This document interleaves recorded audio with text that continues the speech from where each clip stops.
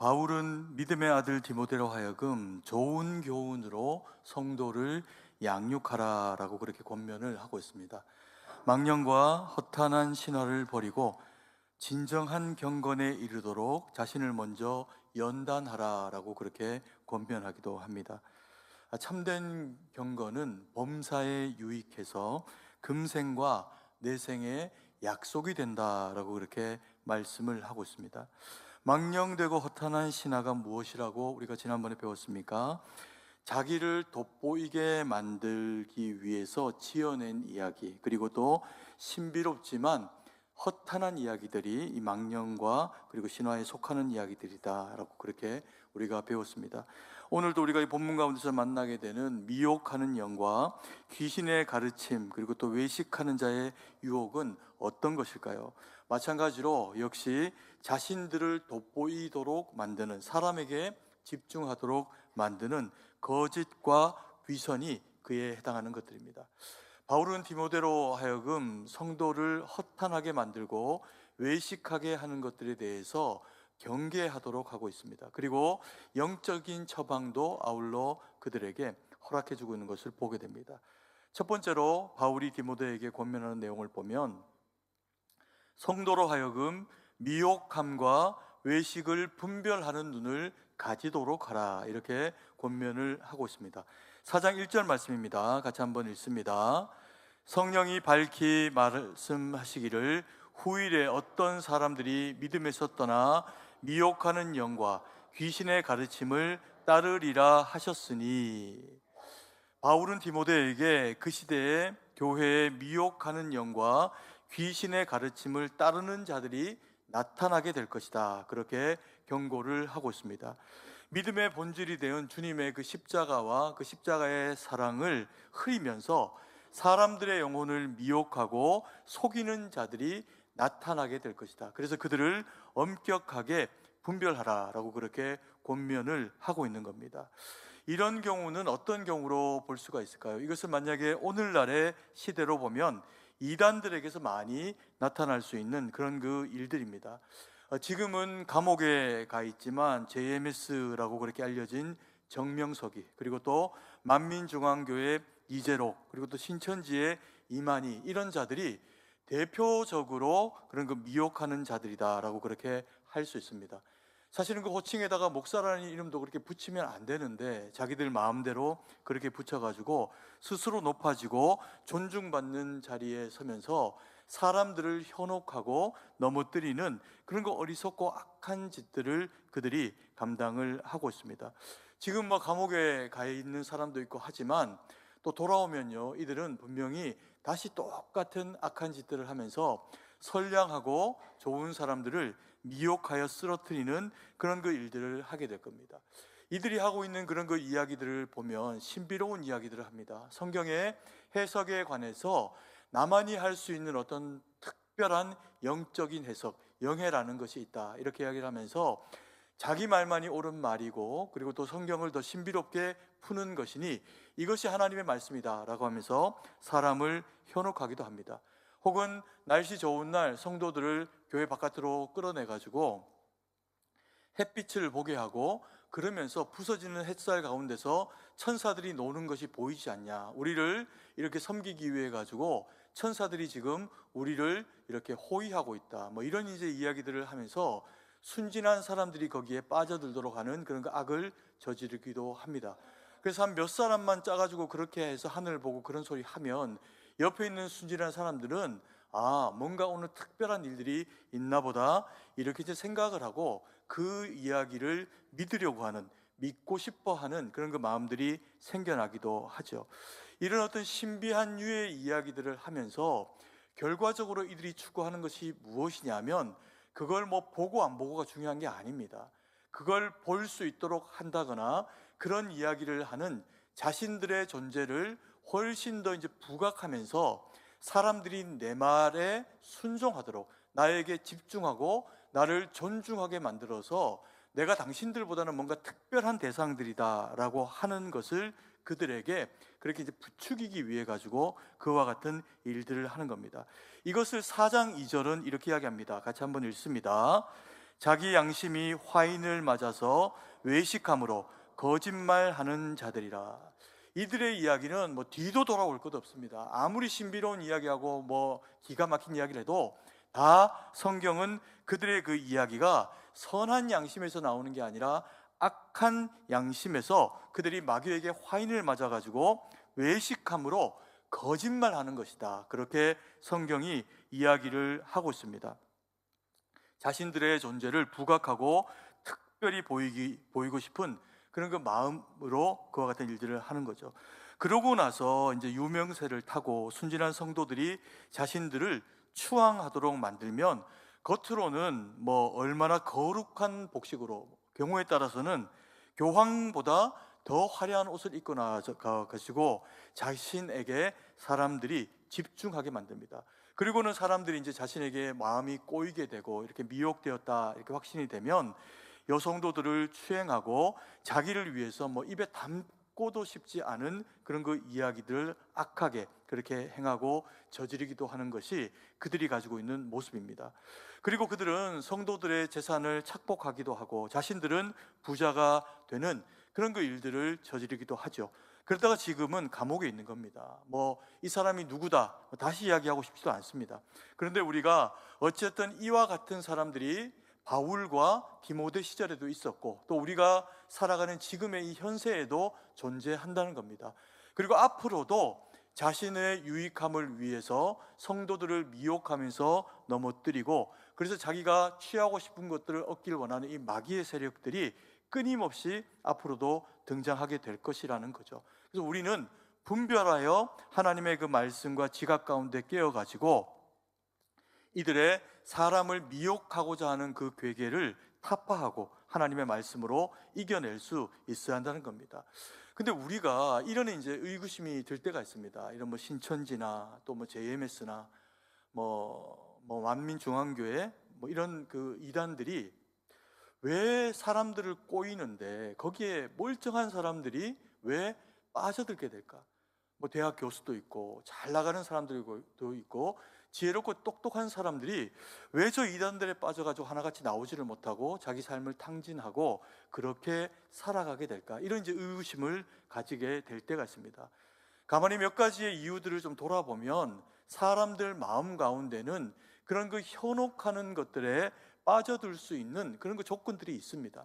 우리가 상대방의 삶을 다 알 수는 없습니다. 그래서 뭐 어떤 위치에 있는 분들이건 겉으로 볼 때는 화려하고 그리고 또 지혜롭고 똑똑하고 그런 것 같아 보이지만 삶의 그런 그 내용들을 들여다보면 어떤 부분들은 좀 연약하고 어떤 부분들은 여전히 우리하고 똑같이 힘든 어떤 여건들 가운데서 그들도 몸부림하고 살아가고 있는 그런 그 내용들을 가지고 있을 수도 있습니다. 그래서 현실의 무거움이라고 하는 것은 이 땅을 살아가는 모든 사람들에게 짐입니다. 때로는 업무적인 과중함이 우리를 누를 때가 있고 그리고 또 나보다 더 권세 있고 힘 있다 생각하는 사람이 나를 억누르고 억압할 때가 있습니다. 그러면 거기서 좀 해방되고 싶은 마음이 있죠. 그러면 그것을 가지고 이상한 곳을 찾고 그들의 그 이야기를 들으면서 마음의 한편으로는 자유함을 누리려고 하는 마음이 연약한 사람들의 마음 가운데 있더라는 겁니다. 그런데요, 성경은 어떻게 이야기할까요? 성경은 우리 주님이 우리의 구속자로 이 땅 가운데 오실 때 그는 하나님의 유일한 외아들이시면서도 불구하고 아무런 권세를 가지고 이 땅 가운데 오시지 않으셨습니다. 말구유의 그리고 목수의 아들로 성령의 잉태하게 하심을 따라 가지고 세상적으로 봤을 때는 너무나도 초라하게 아기 예수의 모습으로 우리 가운데 오셨습니다. 그런데 성경이 그것을 뭐라고 이야기하냐면 그는 겸손의 왕으로 오셨다. 우리를 섬기기 위해 오셨다. 그러면서 우리의 모든 인생의 내용들을 다 주님이 들으시고 그 기도를 또 이루어 주시기도 하시면서 우리를 섬기는 자로 성경이 주님이 그렇게 오셨다라고 그렇게 말씀을 하고 있습니다. 그래서 우리가 이것으로 말미암아 오직 예수 그리스도로 말미암아 영혼의 자유를 얻으라. 다른 자유가 너에게 없다. 그렇게 말씀을 하고 계시는 거죠. 그리고 또 우리의 그런 그 이단에게 빠지게 되는 연약함의 모습이 어떤 것들이 있을 수 있을까 이렇게 돌아보면 우리 모두는 먹고 사는 일에 집중되어져 있고 먹고 사는 일에 지쳐 있습니다.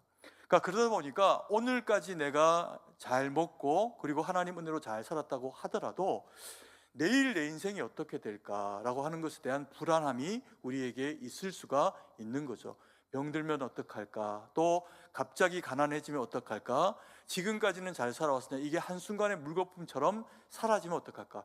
이런 이제 불안들이 우리의 마음 가운데 있습니다. 뿐만 아니라 우리는 그래도 하나님 은혜로 한평생 이렇게 잘 살아왔지만 내 자식 때에 가서 이것들이 다 무너지면 어떡하지? 내 자식이 나보다 못 살면 어떻게 하지? 라고 하는 것에 대한 자식에 대한 이 염려와 사랑이 또한 우리 마음 가운데서 이 불안을 부추길 때가 있습니다. 그러면 이런 이제 그 마음 때문에 이것을 좀 해결받고 싶은 그런 그 마음들이 우리 마음 가운데 찾아오게 되죠.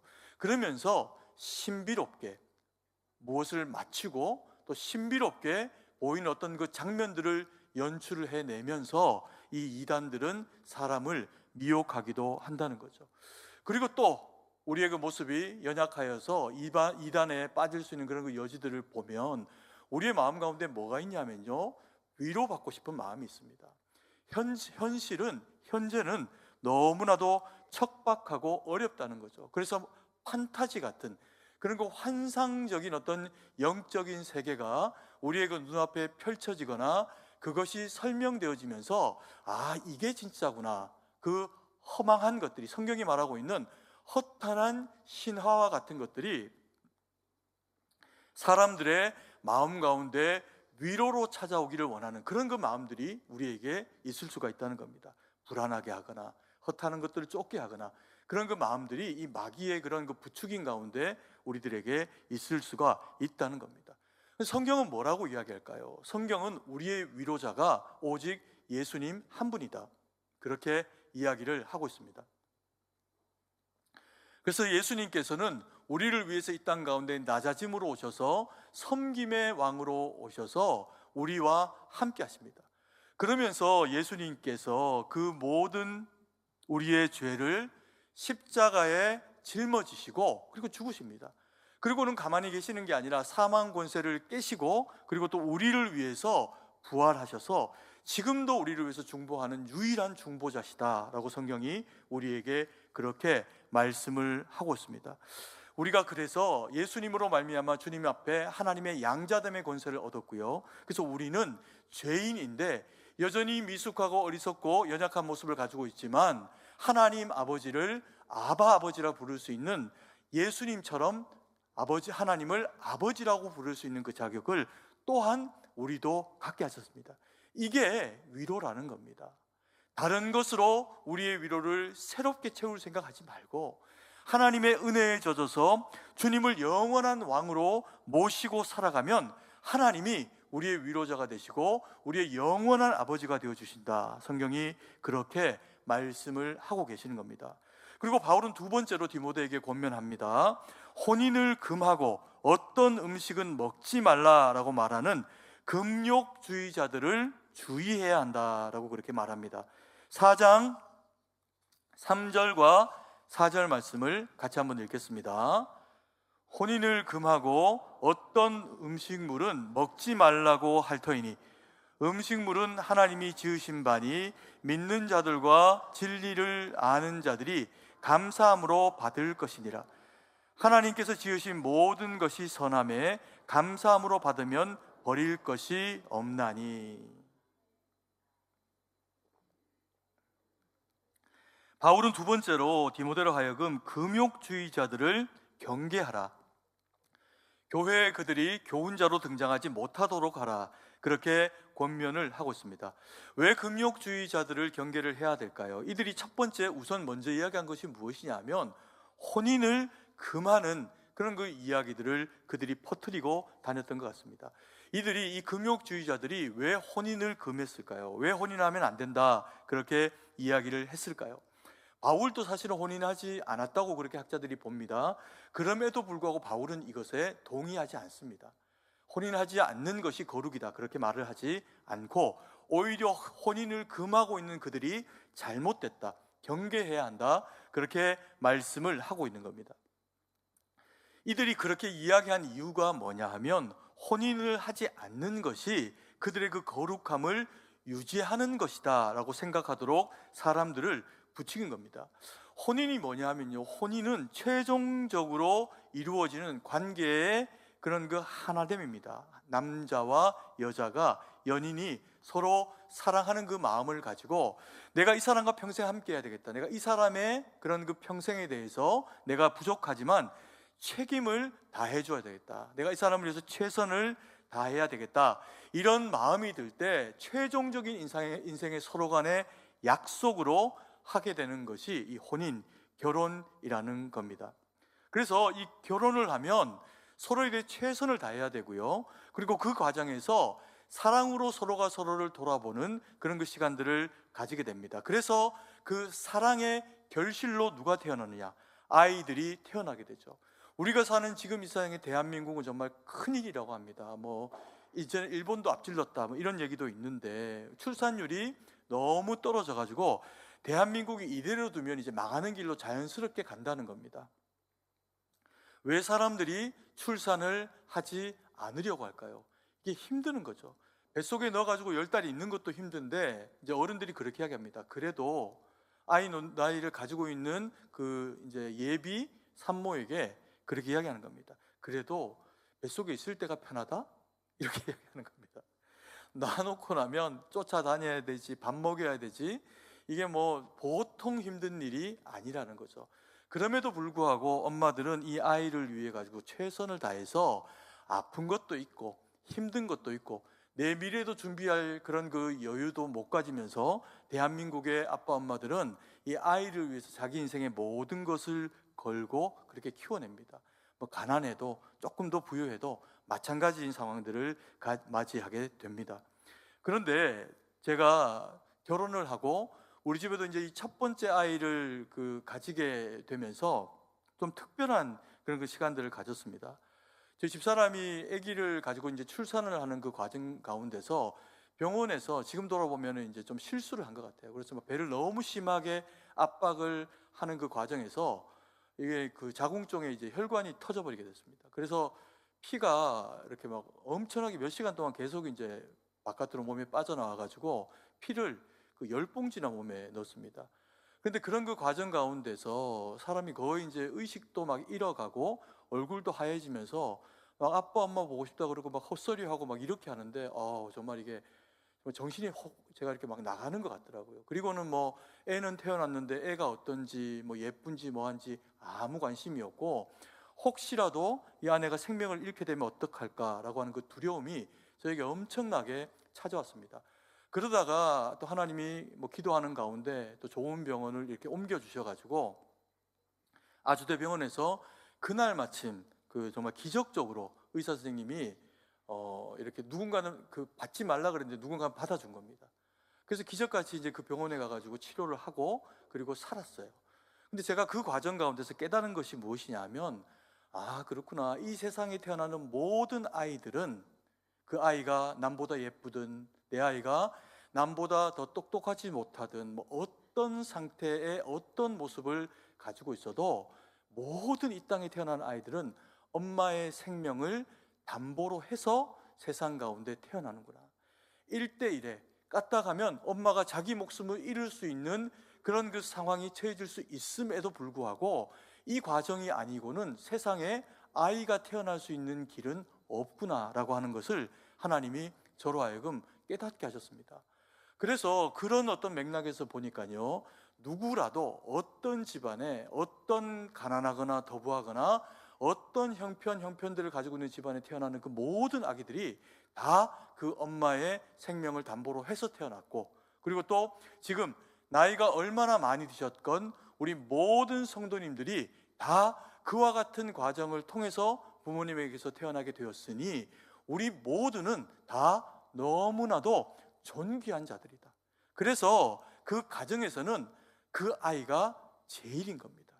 그 아이가 왕자고 그 아이가 공주고 그렇게 되도록 하나님이 그 가정 가운데서 한 사람 한 사람이 귀하게 그렇게 나아지고 길러지도록 그와 같은 구조로 그렇게 하셨다는 거죠.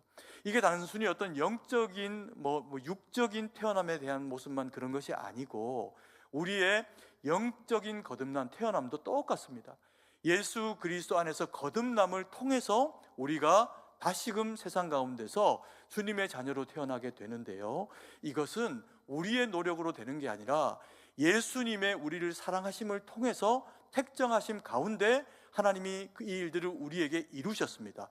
그런데 하나님께서 만세 전부터 우리를 택정하시면서 이 일을 이루시기 위해서 결정하신 방식이 뭐냐면 그리스도의 십자가, 부족하고 못하고 어리석은 우리의 모든 죄가를 다 주님이 뒤집으시고 십자가를 지심으로 통해서 외아들의 생명을 내어놓고 그 핏값으로 사시는 과정, 그 영적 출산의 거듭남의 과정을 겪어야만 모든 그리스도인이 한 사람 예외 없이 하나님의 자녀가 되도록 하셨다는 겁니다.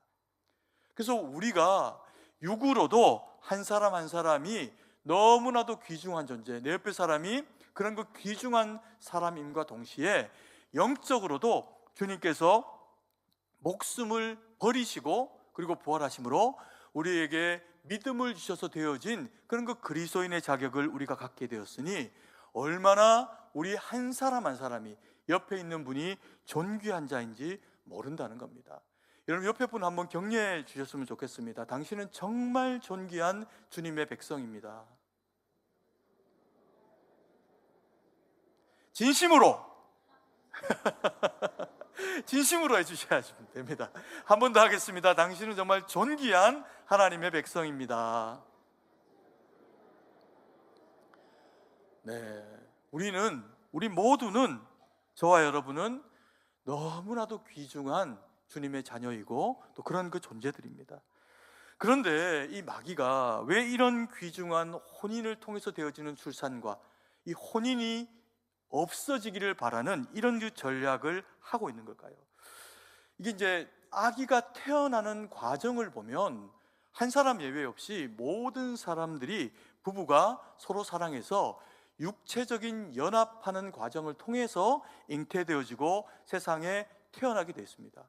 그런데 이 과정 가운데는 성적인 결합에는 성적인 쾌락이라고 하는 구조가 그 안에는 있습니다. 그래서 서로 간의 어떤 선물과도 같은 그런 그 관계를 통해 가지고 서로가 서로에게 선물이 되어주는 것이 이 쾌락인데, 마귀가 이것을 어떻게 부추기냐 하면, 그거 봐라, 혼인하고 남녀가 육체적으로 하나 되고 이런 것들이 얼마나 음란한 것이냐, 얼마나 음탕한 것이냐, 나쁜 생각하게 만들고 그리고 그 결과로 되어지는 것이 아니냐라고 생각을 하도록 만들면서 혼인이 불경한 것이고 하나님이 우리에게 선물로 허락하신 이 성적인 어떤 연합이 불경한 것이도록 치부하게 만든 겁니다. 그러면 어떻게 될까요? 그래서 아이를 가지고 태어나게 되는 모든 사람들은 불경한 대상이 되는 겁니다. 이게 전략이에요.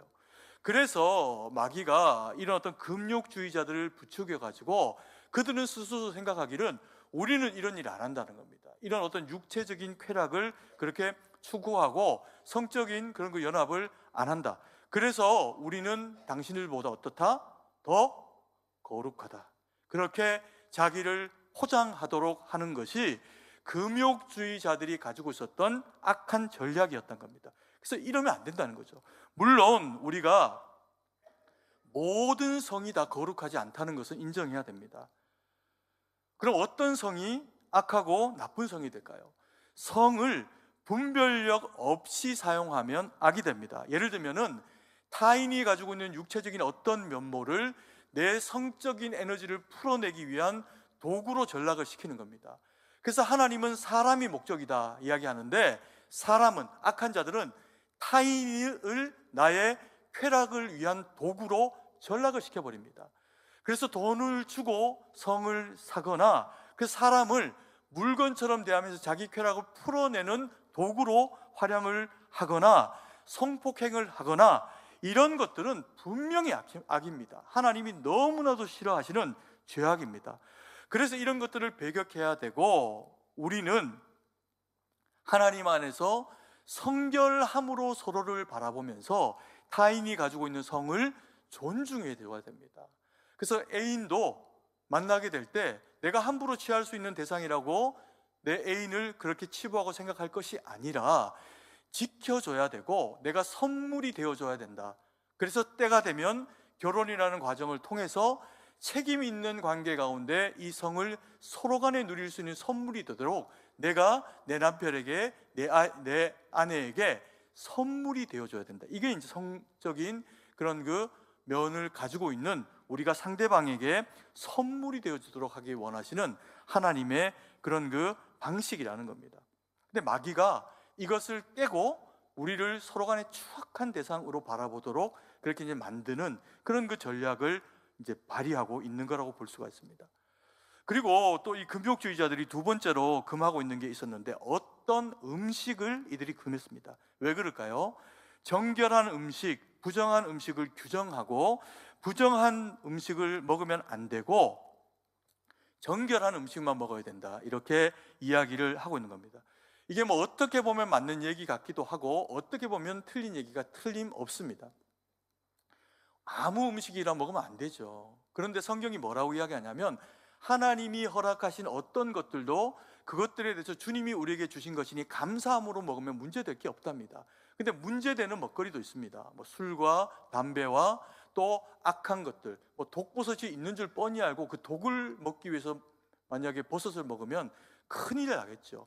그래서 그런 이제 악한 음식들을 먹으면 안 됩니다. 그런데 이스라엘 백성들, 유대인들의 그런 어떤 법과 그런 어떤 전통을 따라 가지고 그들이 구별해 놓은 음식이 있습니다. 그건 하나님이 이들로 하여금 정한 자로 살아가도록 교육해 주시기 위해서 방편이었는데, 이들이 자신들에게 그걸 이제 입혀가지고 그렇게 살다 보니까 어떤 일들이 벌어지게 되었냐 하면, 이제 이방인들과 함께 신앙생활을 합니다. 그런데 이 이방인들은 유대인들이 아니지 않습니까? 그리스도 예수의 보혈로 깨끗하게 되어진 자들이니 또 성경이 그렇게 가르치니까 이들은 먹는 것에 대해서 특별한 제한을 가지지 않습니다. 그러니까 부정한 음식도, 부정한 짐승들로 만든 음식도 먹는 겁니다. 오늘날 우리로 치면 제일 대표적으로 어떤 걸까요? 돼지고기 맞습니다. 돼지고기. 얘가 얼마나 좀 미안하지만 맛있습니까? 어제도 우리 수련회에 우리 뭐 권사님들이 또 집사님들이 수고로 그걸 뭐 일일이 다 음식을 만들어 가지고 수육을 만들어 주셨는데, 못 드신 분들은 좀 약오르실 수 있지만 정말 맛있었습니다. 아, 그래서 돼지를 꿀돼지라고 하는구나, 이렇게 생각이 날 정도로 너무 맛있게 만들어 주셨습니다. 근데 이런 것들을 먹으면 어떻게 된다? 부정한 것이다, 이렇게 지금 이야기를 하고 있는 겁니다. 왜 이렇게 이야기를 할까요? 그래서 아무거나 먹는 이방인 너희들이 똑같은 교회 안에서 교인이 되었다고 해도 더 정하게 살기 위해서 몸부림치고, 그리고 그런 음식 부정한 것 안 먹고 양만 먹고 우리는 하나님의 양이라고 하는데, 정한 음식들만 먹고 사는 내가 더 어떻다? 정하다. 계열을 분류한 겁니다. 그러면서 이방인들로 되어져 있는 구성원들을 이제 무시하는 그런 이제 형태들이 이렇게 신앙생활을 하는 과정 가운데서 나타나게 되겠죠. 그런데 바울은 디모데에게 그렇게 얘기하는 겁니다. 그렇지 않다. 사람의 입으로 들어가는 것이 사람을 더럽게 하거나 정하게 하지 못한다.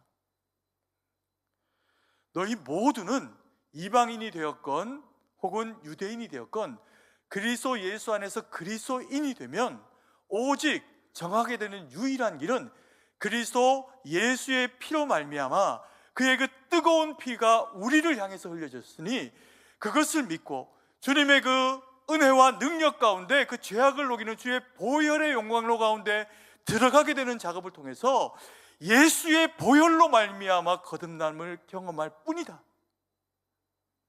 바울이 그걸 지금 이야기하고 있는 겁니다. 그래서 예수 그리스도의 보혈로 되어진 정결한 대상인 너의 이웃들, 옆에 신앙생활하는 그리스도인을 내가 가지고 있는 어떤 기준, 나는 이렇게 하고 있으니 너보다 신앙생활 더 잘하고 있어, 나는 이런 어떤 도덕적인 더 깨끗한 면들을 가지고 있으니 내가 주님 보실 때 더 거룩해, 이와 같은 규정과 어리석음으로 옆에 사람들을 정죄하고 옆에 사람들에게 그와 같은 치부하는 어떤 옷을 입히면 하나님이 그것을 옳게 여기시지 않는다는 겁니다. 물론 우리 교회는 그런 분들이 없고 그렇게 하지 않지만, 이것이 까딱 한순간 우리가 헛된 것들을 쫓는 그런 허망한 신화와 같은 마음을 가지면, 내가 나를 돋보이게 하기 위해 가지고 남을 누르고 남을 나보다 낫지 않게 여기게 되는 결과가 주어질 수 있다는 겁니다. 이걸 엄격하게 제한하면서 금욕주의를 절대 성도들에게 부추기지 못하도록 그렇게 바울이 디모데에게 권면하고 계시는 겁니다. 그러면서 세 번째로 바울은 사람이 진정으로 깨끗하게 되는 길은 오직 성령을 따라 해석되는 말씀과 순종 그리고 기도를 통해서만 이루어진다, 그렇게 이야기를 하고 있습니다. 그래서 우리가 첫 번째로 바울이 디모데에게 했던 그 권면의 이야기가 뭐였습니까? 그 내용이 사람을 미혹하게 하는 영과 귀신들의 가르침을 배격해라. 그것이 사람을 외적으로 외식하게 만들어가지고 남과 나를 구분하면서 계층을 지어서 옆에 있는 성도를 나보다 못한 사람으로 자꾸 치부하게 되는데, 그래가지고 너에게 주어지는 유익이 무엇이냐? 그것은 교회를 거룩하게 하는 방편이 아니다 라고 그렇게 이야기를 했습니다. 그래서 그렇게 하지 말라는 거예요. 그리고 두 번째로 교훈했던 게 무엇입니까? 바울이 제시한 그 내용이 뭐냐면 혼인을 금하고, 그리고 또 어떤 음식물은 먹지 말라고 이야기를 하는 그런 자기를 그래서 사람들과 구별하는 이런 어떤 금욕주의적인 것들이 교회 안에 뿌리 내리지 못하도록 하라는 겁니다. 그러면 어떻게 하면 참된 거룩을 이룰 수가 있을까요? 그러면서 바울이 이 참된 거룩, 외적인 어떤 거룩이 너희를 잠식하지 못하게 하고, 옷을 거룩하게 입는다고, 먹는 걸 그렇게 한다고, 남을 정죄한다고 내가 절대로 깨끗하게 될 수 있는 것이 아니라, 그리스도 예수 안에서 너가 하나님의 뜻 가운데 바로 서게 되는 것을 인해서 너는 너 몸과 마음 하나밖에 바로 세울 수 있는 길이 없다. 그것을 우리에게 명확하게 말씀해 주고 계시는 겁니다. 그러면서 지금 뭐라고 권면을 하고 계시냐면 참된 거룩이 이렇게 된다는 겁니다. 4장 1절 말씀을 다시 한번 읽습니다. 그러나 성령이 밝히 말씀하시기를, 여기까지 읽겠습니다. 성령이 어떻게 하신다고요? 밝히 말씀하신답니다. 성령은 우리 안에서 놀라운 일들을 하고 계시는데, 우리 안에 있는 이 어둠의 영과 어둠의 생각과 어둠의 악한 것들을 어떻게 하신다고요? 밝히신답니다. 네가 그러면 안 돼. 그 생각, 그 행동, 너를 위해서도, 이웃을 위해서도, 교회를 위해서도, 네가 속한 어떤 지경을 위해서도 옳지 않아. 이것을 성령께서 조명하신다는 겁니다. 밝히 깨달아 알도록 하신다는 겁니다. 그리고 4장 5절 말씀도 같이 한번 읽겠습니다. 하나님의 말씀과 기도로 거룩하여짐이라. 우리가 거룩하게 되는 그 방편이 뭐라고요? 하나님의 말씀, 그리고 하나님께 드리는 기도, 이것이 우리를 거룩하게 한다는 겁니다. 그래서 앞에 이야기했죠. 성령께서 하시는 일이 뭐라고요? 밝히 조명하신다고. 그래서 우리는 성경을 읽을 때 그냥 읽으면 안 됩니다. 소설책 읽듯이, 에세이 읽듯이, 이게 무슨 좋은 격언이 그 안에 담겨 있는 것처럼 그렇게 성경을 읽는 것이 아니라는 겁니다. 성경을 읽을 때는, 말씀을 묵상할 때는 반드시 하나님 앞에 기도하고, 주여 내가 깨닫기를 원합니다. 주의 지각으로 우리의 머리를 조명하시고 하나님의 말씀으로 우리 영혼을 채워주십시오. 그렇게 주님 앞에 종됨을 고백하면서 하나님 앞에 말씀을 읽고 묵상하고 주님 앞에 물으면 하나님이 놀랍게 그 가운데 우리를 조명하시고 우리의 어두움을 주의 밝은 말씀으로 비추어 깨달아 알게 하신다는 겁니다. 그래서 때로는 말씀 가운데 우리의 죄가 드러나고 말씀 가운데 우리를 깨닫게 하시면 거기 순종하는 겁니다. 그래서 말씀이 우리를 어떻게 해요? 정결하게 하신다는 겁니다. 그리고 성령의 밝음을 따라, 밝게 하심, 조명하심을 따라 뭐 해라? 기도해라. 그러면 거룩하게 된다. 이 말은 무엇일까요? 기도도 마찬가지로 하나님 앞에 기도하면서 하나님의 도우심을 구하면서 해야 한다는 겁니다. 여러분, 경우에 따라서는 기도 많이 하는 분들, 이분들이 자기가 기도를 많이 하는 사람이다라는 걸 존재감으로 드러낼 때가 있습니다. 물론 그래야 할 때도 필요하다면 그럴 때가 있습니다. 이제 자식들에게 혹은 후배들에게 기도하는 것을 가르치기 위해서 그와 같이 해야 될 때도 있습니다. 그런데 만약에 이것을 어떤 외식의 한 유형으로 남들보다 내가 더 영적으로 유익한 자다, 내가 영적으로 더 능력이 있는 사람이다 라고 하는 것을 스스로 사람들에게 보이기 위해서 하는 것과 같다면 바리새인들에게 그렇게 말씀하셨던 외식과 다르지 않다는 겁니다. 주님이 이 땅 가운데 오셔서 우리 가운데 역사하시고 사역을 하셨을 때 가장 많이 부딪혀 주셨던 대상이 누굽니까? 바리새인입니다. 시장 한쪽에서 손 들고 기도하고 소리내서 기도하고, 소리내서 기도할 때가 필요하지만 남에게 보이기 위해서 하는 거라면 그 또한 외식이라는 겁니다.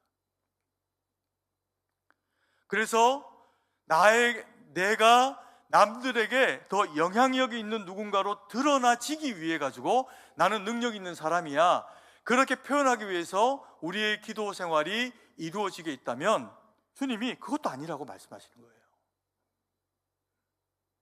그래서 그런 말이 있습니다. 혹시 이런 말 들어보셨는지 모르겠지만, 기도 많이 하시는 분들 중에 이게 누구한테 좀 제대로 지도받지 못해가지고 그 마음에 교만이 찾아오는 경우가 있습니다. 그래서 영적으로 교만한 자는 성령 하나님도 못 고친다, 그런 말이 있습니다. 절대로 그러면 안 됩니다.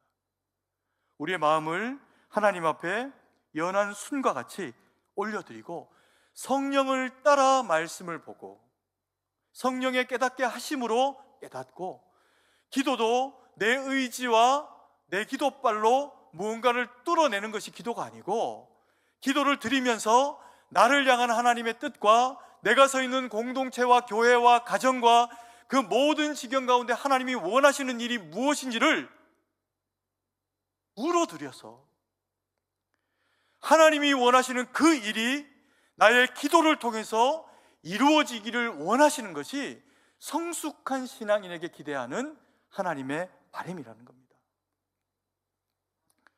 그래서 그리스도인들은 신비한 것을 추구한 사람들이 아닙니다. 놀라운 것들, 우리가 일상 가운데 주의 은혜를 힘입고 살아가는 게 신비입니다.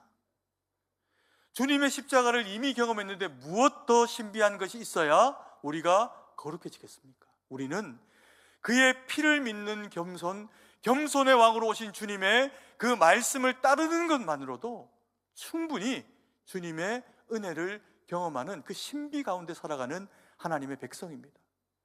어제 그리고 그제 하나님이 우리에게 귀한 강사 목사님 보내주셔가지고 전교인 신앙순회를 정말 은혜 가운데 했습니다.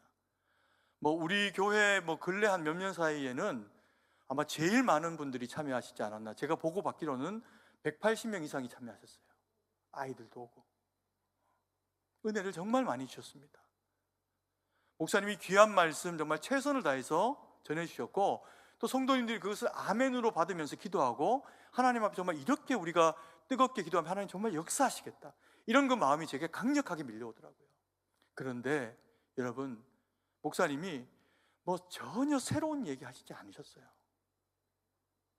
두 가지 이야기 하셨습니다. 한 가지 주제, 첫째 날 뭔 얘기 했습니까? 뭐에 관해서 말씀하셨어요? 1부 때 이야기 하시던데 예배에 대해서.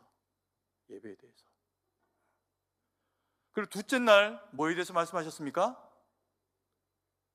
말씀에 대해서 이야기하셨어요.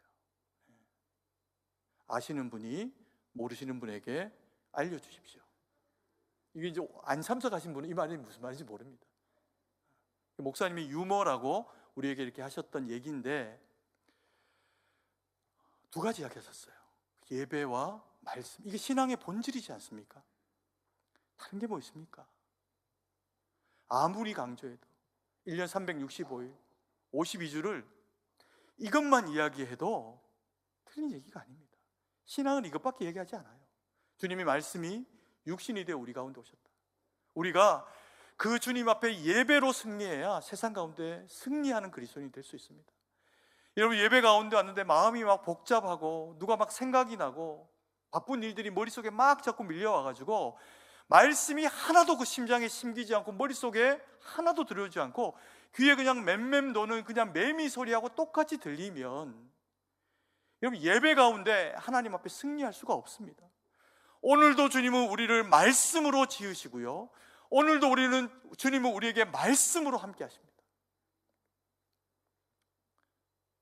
그래서 이 예배에 반드시 주님 앞에 집중하시고, 기도할 때 소망을 가지고 자식을 위해서 하든 나를 위해서 하든 직장을 위해서 하든 이 나라를 위해서 하든 하나님 제발 좀 들어주셔야 됩니다.